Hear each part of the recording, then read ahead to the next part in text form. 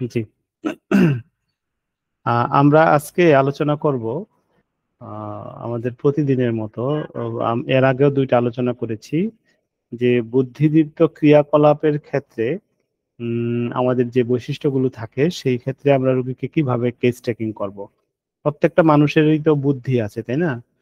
বুদ্ধির মধ্যে যদি কোনো সমস্যা থাকে তাহলে সেটা কিন্তু সিম্পটম, এবং সেটা খুব গুরুত্বপূর্ণ একটি সিম্পটম।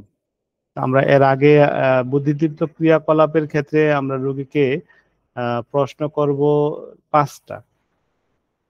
কি কি প্রশ্ন করব? পড়ালেখা, হিসাব নিকাশের দক্ষতা কেমন, সময়, স্থান, মাত্রা, দূরত্ব ইত্যাদি আন্দাজ করার দক্ষতা কেমন, কাউকে শনাক্ত করা, ফেস ও পরিচয় মনে রাখার দক্ষতা কেমন, কোনো বিষয়ে ভাবনা চিন্তা গবেষণা সংক্রান্ত দক্ষতা কেমন, ধ্যান, অন্তর্দর্শন বা অন্যের মনোভাব বোঝার দক্ষতা কেমন। এই 5টা প্রশ্ন করব। হুম আমি এখানে স্ক্রিনটা ওপেন করে রাখলাম। আপনারা এই 5টা প্রশ্ন দেখে দেখে আমাকে উত্তর দিবেন। ঠিক আছে? দেখে দেখে উত্তর দেন। যে আমরা যে 5টা প্রশ্ন করব একজনে বলেন উম, যে কি প্রশ্ন করব।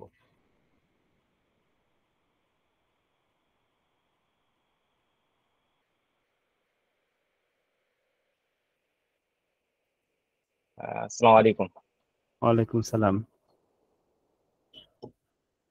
প্রথম নম্বর আমরা করব পড়া পড়ালেখা হিসাব নিকাশের দক্ষতা কেমন, সময়, স্থান, মাত্রা, দূরত্ব ইত্যাদি আন্দাজ করার দক্ষতা কেমন।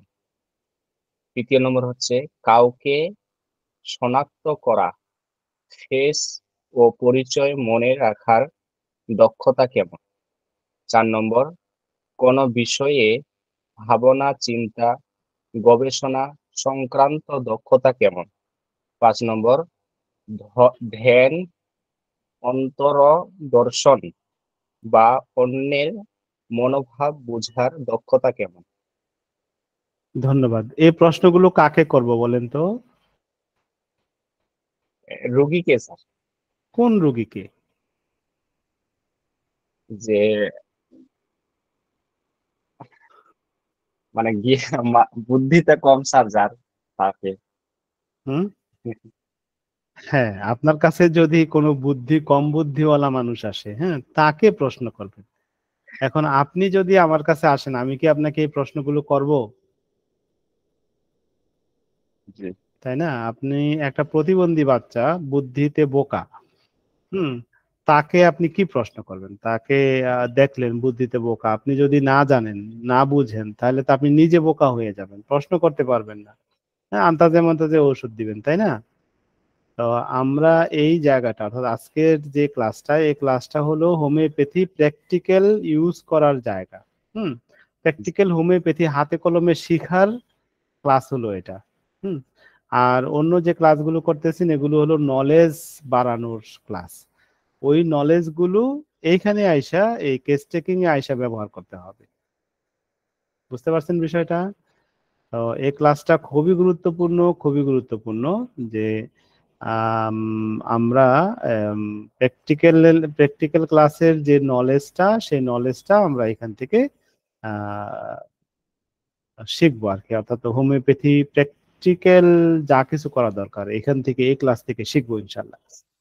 তো রোগী যদি মানসিক প্রতিবন্ধী হয়ে থাকে, বা প্রতিবন্ধী হওয়ার মতো কোনো পরিবেশ বা কোনো রকম সিমটম আমি ডাক্তাররা বুঝতে পারি। অনেক রোগী দেখবেন যে মানসিক প্রতিবন্ধী, কিন্তু আপনার সামনে আইসা সে খুব জ্ঞানী জ্ঞানী ভাব দেখাবে।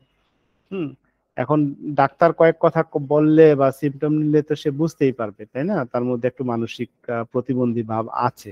তো ওই সময় আমরা রোগীকে তার বুদ্ধি সম্পর্কে জানতে হলে যে কয়েকটা প্রশ্ন করব, সেই কয়েকটা প্রশ্নের মধ্যে 5টা প্রশ্ন খুব গুরুত্বপূর্ণ। 5টা প্রশ্ন কি করব আমি আবারও বলতেছি, আপনারা কিন্তু এটা বলবেন, আমার সাথে সাথে বলবেন। পড়ালেখা, হিসাব নিকাশের দক্ষতা কেমন, স্থান, সময়, মাত্রা, দূরত্ব ইত্যাদি আন্দাজ করার দক্ষতা কেমন। স্থান তো বুঝি। তারপর মাত্রা, সময়, সময় বলতে যে আপনি এখন বাজে 10টা 12, হ্যাঁ, কাউকে যদি জিজ্ঞেস করেন, সে যদি বলে সন্ধ্যা 7টা, তার মানে তার আন্দাজ ঠিক নেই। সে যদি বলে 9:30, 10, পৌনে 10টা, তাহলে ঠিক আছে, মোটামুটি কাছাকাছি হয়েছে, সে তো অনেকক্ষণ ধরে ঘড়ি দেখে না। হ্যাঁ, তো কেউ যদি বলে এখন 12টা বাজে, তাহলে তার আন্দাজ ঠিক নেই। তো সময়, স্থান, মাত্রা, মাত্রা বলতে উম আহ, এটা ছোট না বড়, তুলনামূলক দুইটা কলম নিলাম, দুইটা কলম একটা থেকে একটা ছোট। তো এটার মাত্রা নির্ধারণ করার ক্ষেত্রেও যদি কারো সমস্যা তৈরি হয়, সেটাও কিন্তু খুব গুরুত্বপূর্ণ একটা সাবজেক্ট। দূরত্ব, কাউকে শনাক্ত করা, ফেস, পরিচয় মনে রাখার দক্ষতা কেমন, কোনো বিষয়ে ভাবনা চিন্তা গবেষণা সংক্রান্ত দক্ষতা কেমন। এটা আবার কিন্তু বুদ্ধি প্রতিবন্ধী মানুষকে যে জিজ্ঞেস করবেন তা না, এটা একেবারে জ্ঞানী মানুষকেও জিজ্ঞেস করবেন। যদি আপনি ওইভাবে সিমটম, মানে প্রণিধানযোগ্য সিমটম খুঁজে পাচ্ছেন না, আপনি এখানে চলে আসবেন যে কোনো বিষয়ে ভাবনা চিন্তা করার দক্ষতা কিরকম, গবেষণা করার দক্ষতা কিরকম। তারপরে ধ্যান, অন্তর্দর্শন। ধ্যান মানে কি? কোনো মানুষ তো ধ্যান করে, অন্তর্দর্শন অন্যের ব্যাপারে, অন্যের মনোভাব, হ্যাঁ, সে আমার দিকে তাকাইছে কেন তাকাইছে, এই যে বুঝার দক্ষতা, এই বিষয়গুলো সম্পর্কে আপনি প্রশ্ন করবেন। হ্যাঁ, আমি যে কথাগুলো বললাম, এই কথাগুলো আপনাদের নিজেদের মতো করে একটু বুঝায় দেন। আমি অন্য অন্য একজন, হ্যাঁ, আইনুল বারী তো বলেছেন, অন্য একজন একটু নিজেদের মতো করে এই 5টা প্রশ্ন যে করবো, 5টা প্রশ্ন সম্পর্কে আমাকে একটু বুঝায় দেন।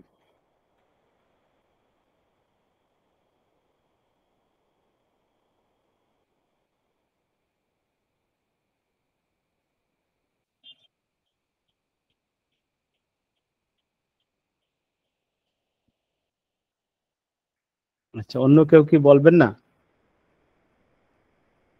আচ্ছা, এই সিমটম গুলো আপনারা কোথায় পাবেন? এই সিমটম গুলো আমাদের আরেকটা ইবুক আছে, অলরেডি আমরা করতেছি, এখনো করিনি। স্যার আপনার স্ক্রিন কিন্তু শেয়ার নেই। কেউ তো বলতেছে না স্ক্রিন শেয়ার নেই।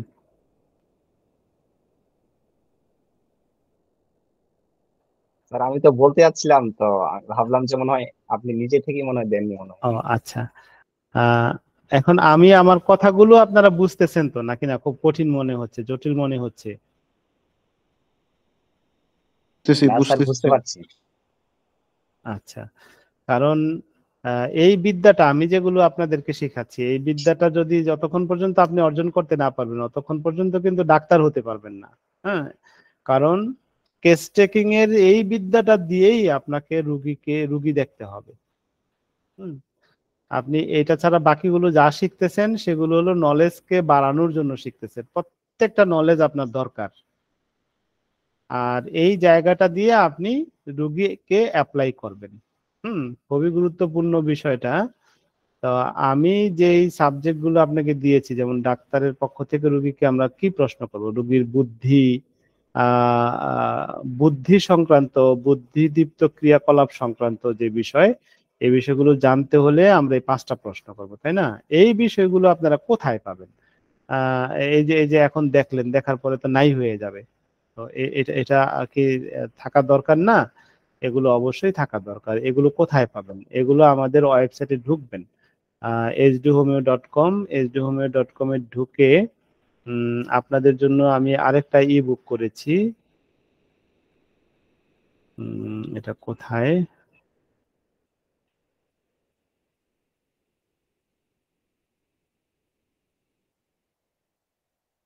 আমার প্রোফাইলেই আছে, এটা কেস টেকিং ও ঔষধ নির্বাচন কৌশল।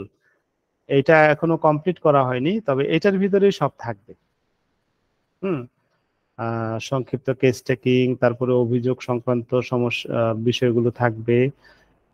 তারপর মডালিটি থাকবে, সাধারণ কেস টেকিং থাকবে, ইনভেস্টিগেটিভ কেস টেকিং থাকবে, মহিলাদের বিশেষ কেস টেকিং, জ্বরের বিশেষ কেস টেকিং, ইতিহাস সম্বলিত কেস টেকিং, মানসিক রোগের কেস টেকিং, রোগ ভিত্তিক কেস টেকিং।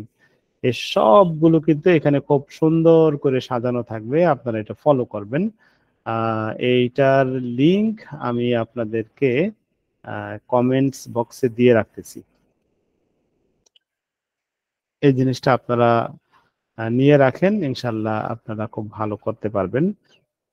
আমি আমার সাবজেক্টে ফিরে যাই।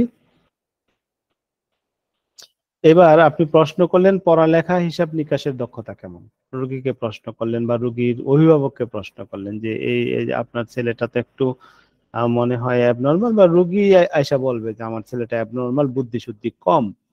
তো এই কথা বলার পরে তাকে আপনি 5টা প্রশ্ন করবেন। এখন বুদ্ধি শুদ্ধি কম যে বলছে তাকে কি এই 5 নাম্বার প্রশ্ন করবেন, না হ্যাঁ এটা বাদ দিবেন, এটা করবেন না। হুম আর বাকি 4টা করবেন। এটা যার বুদ্ধি বেশি তাকে এই প্রশ্ন করবেন, ঠিক আছে? এই এই 4টা প্রশ্ন করবেন। প্রথম প্রশ্নটা পড়ালেখা হিসাব নিকাশের দক্ষতা কেমন, এই বিষয়ে আহ যেমন পড়তে কষ্ট, এই বিষয়ে অনেকগুলো সিমটম আছে। পড়ার সময় অন্যমনস্ক থাকে, এই হলো তার রুব্রিক। হ্যাঁ, উৎকণ্ঠার কারণে পড়তে পারে না, পড়ার সময় উৎকণ্ঠা তৈরি হয়, পড়ার সময় মনোযোগ দিতে কষ্ট, পড়ার সময় উত্তেজিত হয়ে পড়ে, পড়ার সময় খিটখিটে হয়ে পড়ে বা রাগারাগি করে, পড়ার সময় ভুল করে, পড়ার কারণে মানসিক অবসাদ তৈরি হয়। প্রত্যেকটা সাবজেক্টের কিন্তু রুব্রিক এই পাশাপাশি দেওয়া আছে। পড়লে রোগ লক্ষণ বৃদ্ধি হয়, পড়ার প্রতি অনীহা বা পড়তে চায় না, পড়তে কষ্ট, পড়তে অক্ষম, পড়ে কিছু উপলব্ধি করতে পারে না, পড়ার সময় অস্থিরতা। তো আচ্ছা, পড়ার সময় মনোযোগ দিতে কষ্ট, এই বিষয়ের কি ঔষধ আছে এটা বের করতে চাই আমরা। হুম কনসেন্ট্রেশন ডিফিকাল্ট স্টাডিং, এটা আমরা রুব্রিক থেকে বের করব। মাইন্ড অধ্যায়ে যাব, কনসেন্ট্রেশন।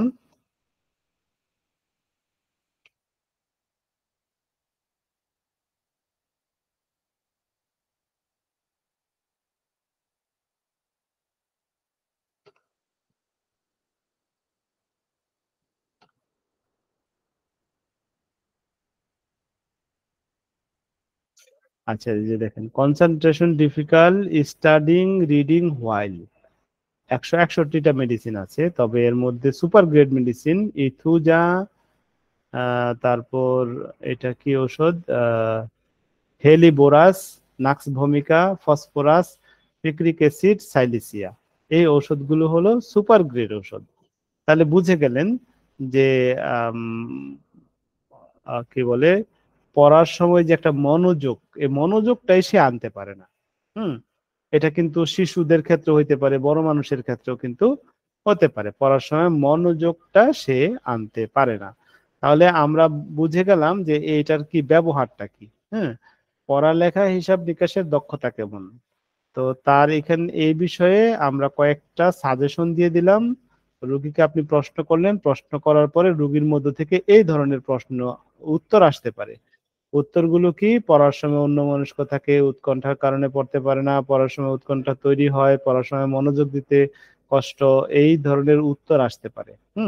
এখানে বইয়ের ভাষায় যেরকম উত্তর আছে সেই রকম উত্তরই যে আসবে তা না, কিন্তু এটার সাথে মিল থাকবে। তো উত্তরের এগেইনস্টে এই রুব্রিক গুলো দেখে দেখে আমরা রেপার্টরিতে যাব, গিয়ে ঔষধ খুঁজে বের করে নিয়ে আসব। বুঝতে পারছি বিষয়টা? আমার এই কথাটা কে কে বুঝছেন?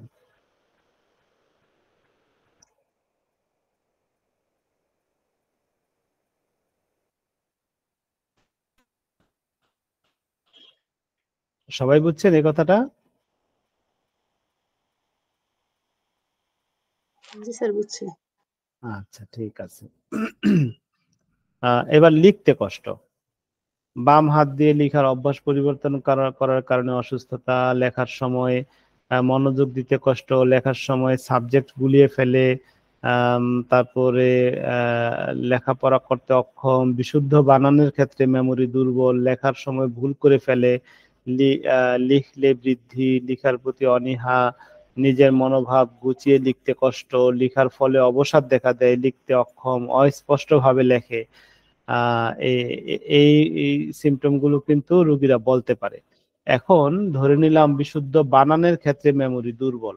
হ্যাঁ, সবকিছু ঠিক আছে, বানান ভুলে যায়, বানানটা ঠিক মতো মনে রাখতে পারে না।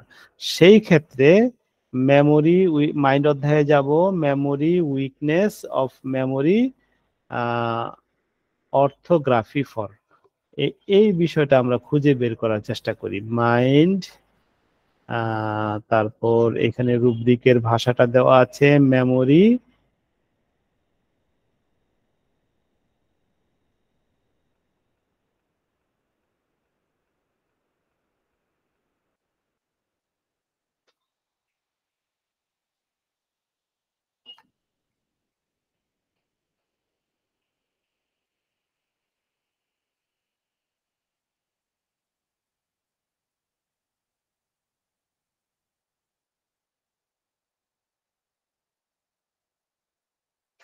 আচ্ছা আমরা ডাইরেক্ট এখান থেকে সার্চ দেই, অর্থোগ্রাফি নিয়েই সার্চ দেই, আপনারা অনেক সময় দেখা গেল যে পাবেন না সফটওয়্যারে, তখন আপনারা সার্চ দিতে পারেন যদি সফটওয়্যার থাকে। বই থাকলে কষ্ট করে খুঁজে বের করতে হবে।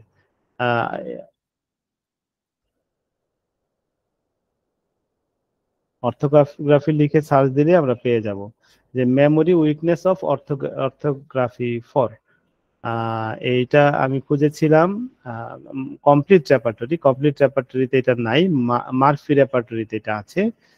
ঠিক ওই সিমটমটাই যেটা আমি দেখিয়েছি, ওইখানে 8টা ঔষধ আছে। কোনিয়াম, তারপর হলো প্রোটেলাস, cascavella, hydrastis, lachesis, lycopodium, silicea, sulphur, tabacum. এই ওষুধগুলো কিন্তু বানান করার ক্ষেত্রে অর্থাৎ বানান মনে রাখার ক্ষেত্রে তাদের মেমোরি দুর্বল। তাহলে কি আমরা এই প্রশ্ন করা শিখলাম, কি কি উত্তর হইতে পারে এটা শিখলাম, এটার এগেইনস্টে রুব্রিক শিখলাম। রুব্রিক শিখা মানে ওষুধ আমি পাবো, ঠিক আছে? তা খুব সহজ। প্র্যাকটিসটাকে খুব সহজ করে দেওয়ার জন্য যা কিছু করা দরকার আমরা তা করতেছি। তারপর হিসাব করতে ভুল করে, এই ব্যাপারে রোগীর পক্ষ থেকে কি উত্তর হইতে পারে, যেমন হিসাবে মনোযোগ দিতে কষ্ট, হিসাব করার সময় হিসাব গুলিয়ে ফেলে, অঙ্ক বা হিসাব করতে একেবারে অক্ষম, হিসাব ভুল করে ফেলে। তো দেখা গেল যে ম্যাথমেটিক্স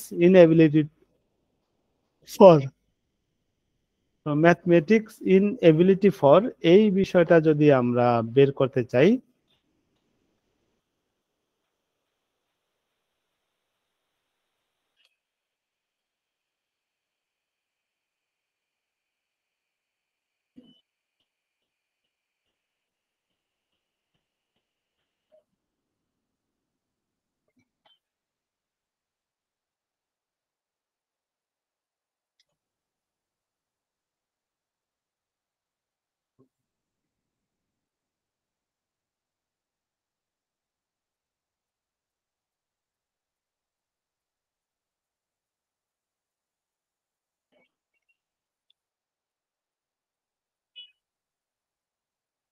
এই যে ইনএবিলিটি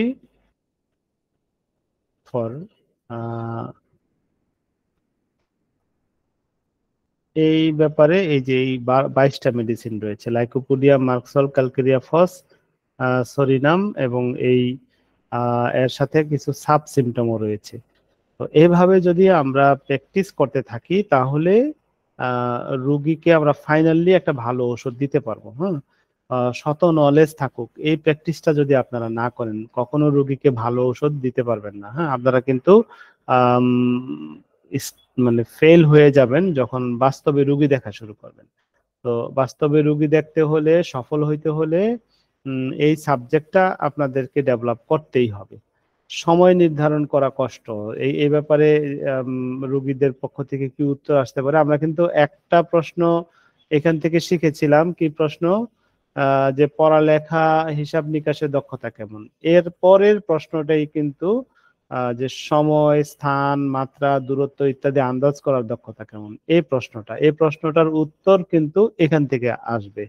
যে সময় আগে চলে এসেছে এমনটা মনে হয়, অর্থাৎ 12টা বাজে, এখন রিয়েল 12টা বাজে, কিন্তু তার কাছে মনে হয় 10টা বাজেই মনে হয় 12টা বেজে গেছে। সময়টা আগে চলে আসে এমনটা মনে হয়, সময় পার হয়ে গেছে এমনটা মনে হয়, সময় সম্পর্কিত মেমোরি দুর্বল, সময় স্থান সম্পর্কে ভুলে যায়, সময় সম্পর্কে ভুল করে, সময় দ্রুত চলে যাচ্ছে এমনটা মনে হয়, সময় ধীরে ধীরে যাচ্ছে এমনটা মনে হয়। এই উত্তরগুলোর এগেনস্টে কি রুব্রিক আছে এবং রুব্রিক থেকে কিভাবে আমরা ঔষধ খুঁজে পাবো এই বিষয়টা কিন্তু হাতে কলমে আমি আপনাদেরকে দেখাইলাম। আপনাদের কাজ কি এই বিষয়গুলো চর্চা করা। চর্চা যদি না করেন তাহলে কিন্তু কখনো সময় মতো খুঁজে পাবেন না। স্থান সংক্রান্ত কি বিষয় রয়েছে, যে কোনো স্থান, সে কোন স্থানে আছে তা গুলিয়ে ফেলে। Mind, confusion of mind knows not where he is, সে কোথায় আছে সেটাই সে গুলিয়ে ফেলে, স্থানটা সে ধরতে পারে না। পরিচিত রাস্তা খুঁজে পায় না, রাস্তা কোন পাশে তার বাড়ি বা বাড়ি তা ভুলে যায়, পরিচিত রাস্তা ভুলে যায়, এলাকা চিনতে ভুল করে, নিজের বাড়ি চিনতে পারে না, নিজের এলাকা রাস্তা চিনতে পারে না, আশেপাশের পরিচিত এলাকা চিনতে পারে না, মাথা ঘোরানোর সময় কাছের জিনিস অনেক দূরে মনে হয়, শব্দ মনে হয় দূর থেকে আসে, কথার আওয়াজ মনে হয় দূর থেকে আসে। তো এভাবে আমরা কিন্তু এই বিষয়গুলোকে স্টাডি করব। স্টাডি না করলে রোগীর কাছ থেকে কিন্তু সিমটম গুলো নিতে পারবো না। রোগীর সম্ভাব্য উত্তরগুলো যদি না জানি কখনো কিন্তু সিমটম ভালোভাবে নিতে পারবো না।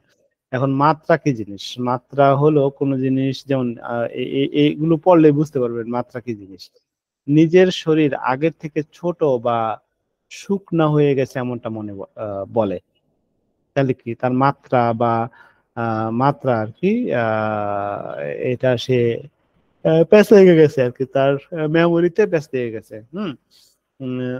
আর কোনো মানুষ তো সাধারণত ছোট হয় না, বৃদ্ধ বয়সে সে আগের থেকে একটু ছোট হয়, কুজু হয়ে যায়, তার পিছের হাড়গুলো, হাড়ের যে দূরত্ব সেই দূরত্বটা কমে যায়। এই জন্য বৃদ্ধ বয়সে কিন্তু একটা মানুষের উচ্চতা কমে যায়। কিন্তু এটা যদি ইয়াং একজন পার্সন সে বলে যে সে আগের থেকে ছোট হয়ে গেছে, আহ, এটা কিন্তু তার একটা ডিলোশন, সে ভ্রান্ত ধারণা। আর যদি ডিলোশন থাকে তার মধ্যে, সে আম, সে ভুল বলতেছে, সে ভুলটাকে সঠিক মনে করে বলবে, সবকিছু আগের থেকে ছোট বা শুকনো হয়ে গেছে এমনটা মনে করে। অর্থাৎ সে ঘরের যে টেবিলটা মনে করবে যে আগের থেকে ছোট হয়ে গেছে। টেবিল কি কখনো আগের থেকে ছোট হয়? ঘরের আলমারিটা মনে করবে আগের থেকে ছোট হয়ে গেছে। সে নিজে লম্বা ও উঁচু কিন্তু ঘরের সবাই ছোট বা শুকনা, অন্যদের থেকে সে ছোট বা শুকনা, সে ছোট হয়ে গেছে, শরীরের কোনো অংশ সংকুচিত হয়ে যাওয়ার কথা বলে, তার উচ্চতা কমে ছোট হয়েছে এমনটা বলে, সে অনেক পাতলা হয়ে গেছে এমনটা বলে, মানে রোগা হয়ে গেছে এমনটা বলে, তার শরীরের কোনো অংশ বড় বা মোটা হয়েছে এমনটা বলে, দূরত্ব স্বাভাবিকের চেয়ে বড় বলে। আচ্ছা, দূরত্ব স্বাভাবিকের চেয়ে আহ, বস্তু স্বাভাবিকের চেয়ে বড় বলে, পথচারীরা ছড়িয়ে পড়ছে এমনটি বলে, শরীরে কোনো একটি অংশ বড় হয়ে গেছে এমনটি বলে, তার আশপাশের এলাকা বড় হয়ে গেছে এমনটি বলে, জিনিসপত্র ছোট হয়ে গেছে এমনটি বলে, দূরত্ব অনেক বেড়ে গেছে এমনটি বলে। তো এর এগেনস্টে কি রুব্রিক, এই রুব্রিক গুলো আমরা কিন্তু চর্চা করতে পারি। আর শরীরে কোনো অংশ, তার উচ্চতা, সে অনেক পাতলা হয়ে গেছে এমনটা বলে, এই রোগী কিন্তু আমরা অ্যাভেলেবেল পাই। হ্যাঁ, delusion, diminished, thin, he is too, অর্থাৎ সে অনেক পাতলা হয়ে গেছে, তার মোটামুটি তার স্বাস্থ্য ভালো আছে, আগেও যেমন ছিল এখনো আছে, কিন্তু সে বলতেছে যে আমি আমার শরীর দিন দিন শুকায় এখন আমি একেবারে কঙ্কালসার হয়ে গেছি। সে যদি এখানে টু টু মানে কি অনেক, আহ যদি বলে, অর্থাৎ এমনি বলতে পারে, একজন সাধারণ মানুষ তো বলতেই পারে যে আমি এই যে জ্বরে ভুইগা আমি কিন্তু শুকায় গেছি, এটা কিন্তু সিমটম হিসেবে নেওয়া যাবে না। এবং অথবা আগেও তার স্বাস্থ্য ঠিক ছিল, এখনো স্বাস্থ্য ঠিক আছে, কিন্তু অসুস্থ হয়ে তার কাছে সে একটু দুর্বল, দুর্বল হওয়ার পরে বলতেছে যে আমি মনে হয় শুকিয়ে গেছি। এই যে মনে হয় বললো, যখনই বলবে মনে হয় তখন এটা ডিলুশন না।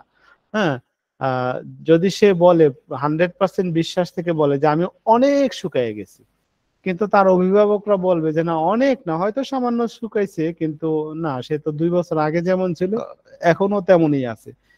এই রকম হলে এই রুব্রিকটা কিন্তু আমরা খুব গুরুত্ব দিয়ে ব্যবহার করতে পারি। এই ওষুধটা আমরা খুঁজে বের করে দেখব, এই ওষুধটা কোথায় আছে, মাইন্ড অধ্যায়ে যাব, মাইন্ড, ডিলোশন,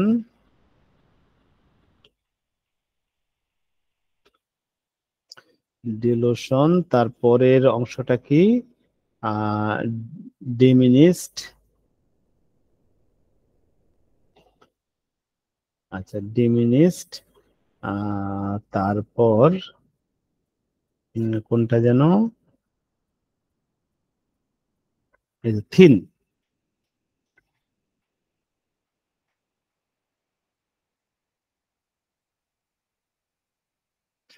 থিন ইজ টু, অনেক পাতলা হয়ে গেছে, থুজা, একটা মাত্র মেডিসিন।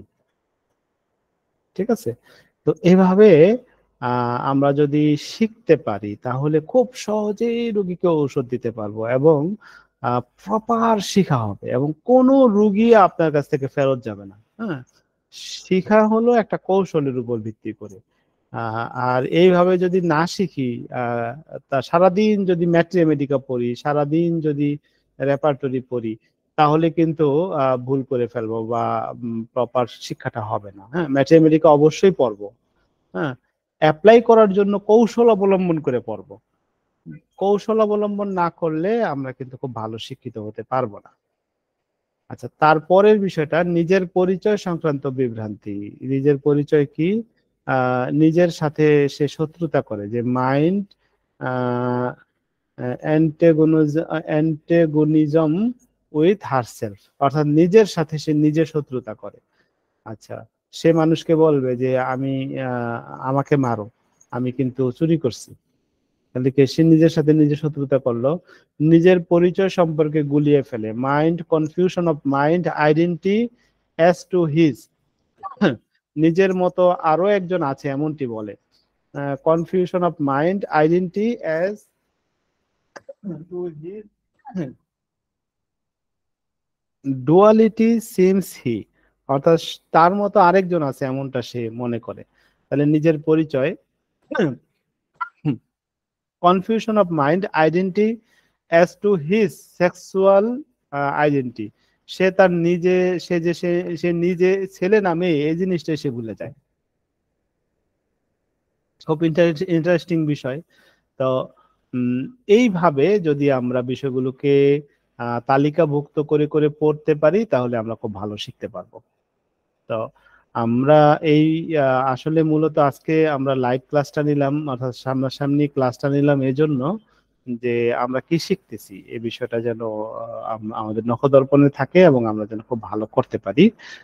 আপনারা বাকি বিষয়গুলো আমাদের ওয়েবসাইট থেকে দেখে নেবেন। ওয়েবসাইটের কোথায়, এই যে আপনাদেরকে লিংক দিলাম, এই লিংকে ক্লিক করবেন, বা এই লিংকটা কপি করে রাখবেন। এই জায়গায় কিন্তু আমি ধাপে ধাপে সবগুলো বিষয় আপনাদেরকে দিয়ে দিব ইনশাআল্লাহ। তখন আপনারা এখান থেকে বিষয়গুলো খুব সুন্দরভাবে নিতে পারবেন। সে এই আশাবাদ রাখতেছি। আর আপনাদের পক্ষ থেকে কোনো প্রশ্ন থাকলে প্রশ্ন করতে পারেন, প্রশ্ন না থাকলে আমরা ক্লাস শেষ করে দিব।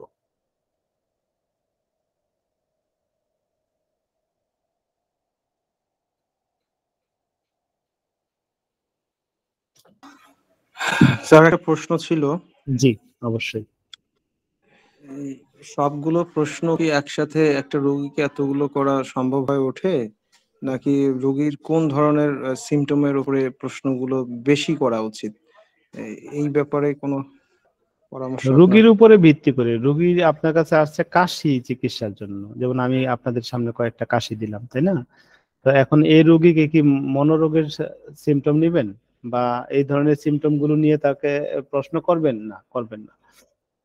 এবং আপনি যখন অনেক বিষয়ের জ্ঞান রাখবেন, তখন আপনি আলাদা করতে পারবেন রোগীকে আপনি কি ধরনের প্রশ্ন করবেন। হ্যাঁ, তো রোগী যখন আপনার নিকট আসবে, ধরুন একটা প্রতিবন্ধী রোগী আসছে, তখন প্রতিবন্ধী রোগীকে আপনি মানসিক প্রতিবন্ধী, অর্থাৎ তার বুদ্ধি টুদ্ধি একটু কম, তখন আপনি এই 4টা প্রশ্ন তাকে করতে পারেন।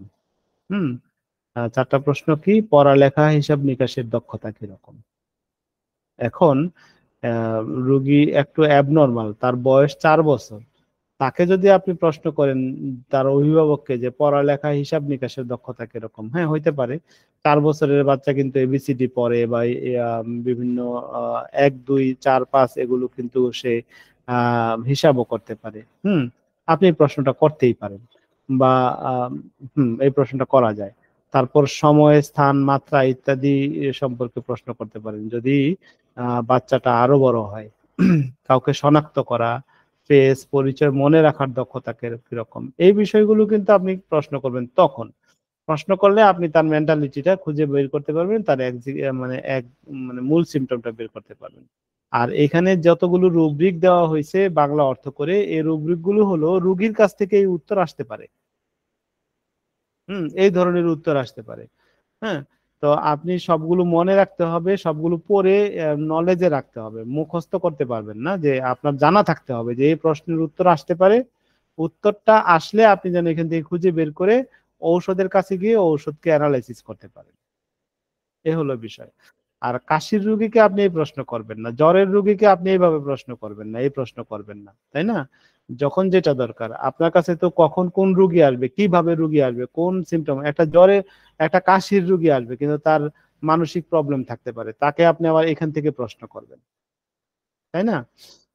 আবার দেখা গেল যে পায়খানা কনস্টিপেশন, এমন একটা রুগী আসলো, খাবার দাবার খায় না, তার মানসিক টানসিক দিক থেকে সে অনেক ভালো। হ্যাঁ, তখন কিন্তু তাকে মানসিক প্রশ্ন করবেন না। জি, বলেন। স্যার, ওই আমার কাছে কাশির একটা রোগী আসলো। সে প্রতিবন্ধী মানসিকভাবে এবং শারীরিকভাবে। আমি আন্দাজ করে নিচ্ছি এবং তার সাথে কয়েক মিনিট কেস হিস্ট্রি নিতেই আমি বুঝে ফেললাম যে তার অনেকগুলো সমস্যা। আমি ধারণা করে নিলাম এবং তার পরিবারের কেউ আমাকে গার্ডিয়ান বলে দিল যে তার এই সমস্যাগুলো হয়, বা আমি নিজের থেকে এই 5টা প্রশ্নই করলাম। সেক্ষেত্রে কাশির ওষুধের সাথে আমার এই মানসিক লক্ষণের কি সুবিধাটা কি পাবো আমরা?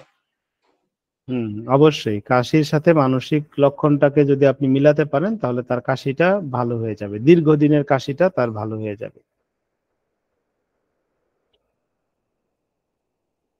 মানসিক লক্ষণ থাকলে এটা কি মানসিক লক্ষণ নিতে এটা কি হবে। একটু জানাবেন স্যার, কিভাবে সুবিধাটা কিভাবে আমরা এই নিতে যে পারি? ভালো হবে, সুবিধা কি? সুবিধা তো এটাই। এখন সুবিধা বলতে আপনি কি জানতে চাচ্ছেন সেটাই আমি বুঝি না, আপনি একটু আমাকে হ্যাঁ, বুঝান। স্যার, এটার জন্য কি কোনো ওষুধের কোনো মানে আলাদা কোনো ওষুধ তৈরি হচ্ছে, তার জন্য আলাদা কোনো ওষুধের লক্ষণ পাওয়া যাচ্ছে সেই বিষয়টা আর কি? আলাদা কি? একটা মানসিক অসুস্থ রোগীকে আপনি বেলেডোনা দিলেন, ধরুন কথার কথা, আবার ওই যে সাধারণ সর্দি লাগছে তাকেও বেলেডোনা দিবেন, আবার ক্যান্সার হয়েছে তাকেও বেলেডোনা দিবেন। আচ্ছা, হোমিওপ্যাথিতে আচ্ছা, ঔষধ নিয়ে বড় কথা না, বড় কথা হলো আপনি সিমটমটাকে ম্যাচিং করে সঠিক ঔষধ দিতে পারছেন কিনা। সঠিক আচ্ছা, আচ্ছা। ঔষধ নির্বাচনের স্বার্থেই আমাদের কেস টেকিং করতে হয়। জি স্যার, বুঝতে পারছি। হুম এখন আহ রুগী আপনার কাছে ধরুন আসলো কাশির ব্যাপারে, একটা সিমটম প্রথমে আসছে আপনার কাছে কাশির ব্যাপারে। এখন সিমটম, রোগীর কাশির তথ্যগুলো আপনি নিতে গিয়ে দেখলেন যে তার মানসিক প্রবলেম আছে, এখন মানসিক সিমটম গুলো নিলেন। হ্যাঁ, তারপর তার মধ্যে আপনি আইডেন্টিফাই করলেন যে তার পেটের প্রবলেম আছে, পেটের প্রবলেমের সিমটম গুলো নিলেন।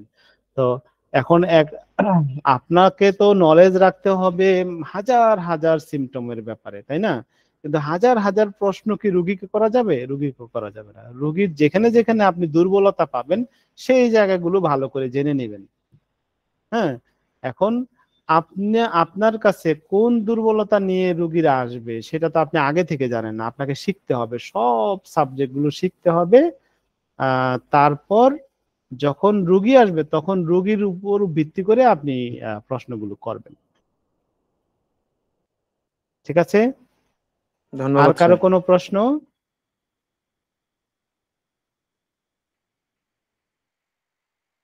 তাহলে রেখে দিচ্ছি। আসসালামু আলাইকুম ওয়া রাহমাতুল্লাহি ওয়া বারাকাতুহু।